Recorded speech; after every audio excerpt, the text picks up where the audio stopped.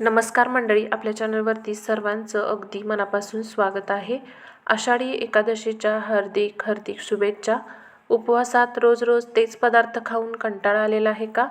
आज आपण उपवासासाठी अतिशय खुशखुशीत, जाळीदार आणि तोंडात विरघळणारे राजगिऱ्याच्या पिठाचे धिरडे बनवणार आहोत।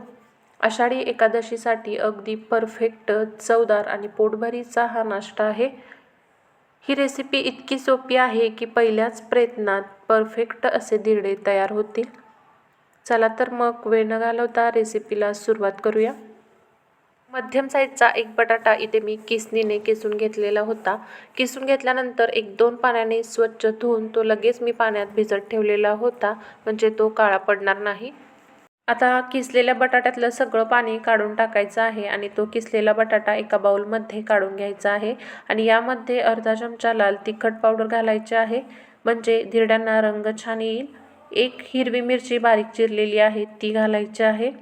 चवीनुसार इथे मीठ घालायचं आहे आणि आता यामध्ये आपल्याला 1 चमचा दही घालायचं आहे आणि हे सगळं छान असं मिक्स करून घ्यायचं आहे।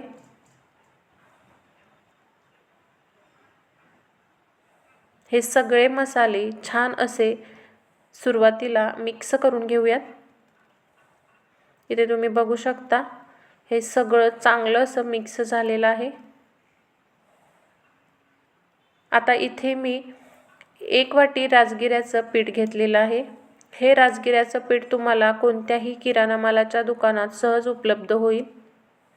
आता लगेचच यामध्ये पाणी घालायची गडबड अजिबात करायची नाही, कारण आपण यामध्ये बटाटा घातलेला आहे, तो ओला आहे आणि यामध्ये आपण दही घातलेला आहे।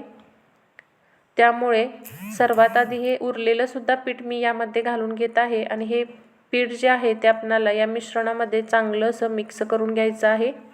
आता इथे मी 1 वाटी पाणी घेतलेलं आहे। ज्या वाटीनं मी पीठ घेतलेलं होतं त्याच वाटीनं मी पाणी घेतलेलं आहे। त्यातलं अर्धी वाटी पाणी सुरुवातीला मी यामध्ये घालत आहे आणि याला चांगलं असं मिक्स करून घेऊयात। गरजेनुसार पाण्याचा वापर करायचा आहे। आता इथे उरलेलं अर्धी वाटीसुद्धा पाणी मी यामध्ये घालत आहे आणि याला चांगलं असं मिक्स करून घेऊयात।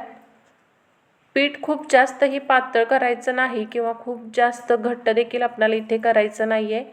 आता इथे मला पीठ घट्ट वाटते, त्यामुळे मी पुन्हा एकदा पाव वाटी पाणी घेतलेलं आहे आणि त्यातलं थोडंसं पाणी यामध्ये घालत आहे आणि याला चांगलं असं मिक्स करून घेऊयात। पीठ आणखी थोडंसं घट्ट वाटत आहे, त्यामुळे उरलेलं हे सगळं पाणी मी यामध्ये घालत आहे आणि याला चांगलं असं मिक्स करून घेऊयात। आता हे इथं चांगलं असं मिक्स झालेलं आहे, तुम्ही बघू शकता। थोडं थोडं पाणी घालून डोश्याच्या पिठासारखं मध्यम पातळ बॅटर तयार करून घेतलेलं आहे आणि यामध्ये गुठळ्या होणार नाहीत याची काळजी नक्की घ्या। तव्यावरती थोडंसं तूप घालून घ्यायचं आहे।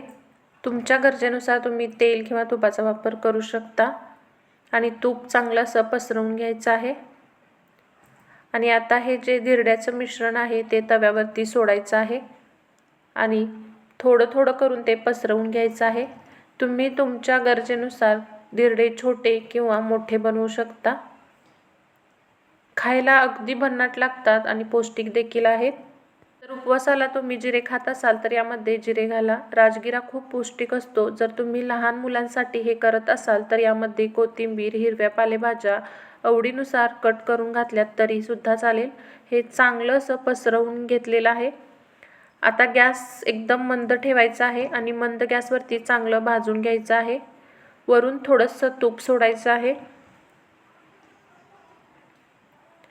आता तुम्ही बघू शकता वरची बाजू पूर्णपणे कोरडी झालेली आहे। हे आपण आता पलटवून घेऊयात।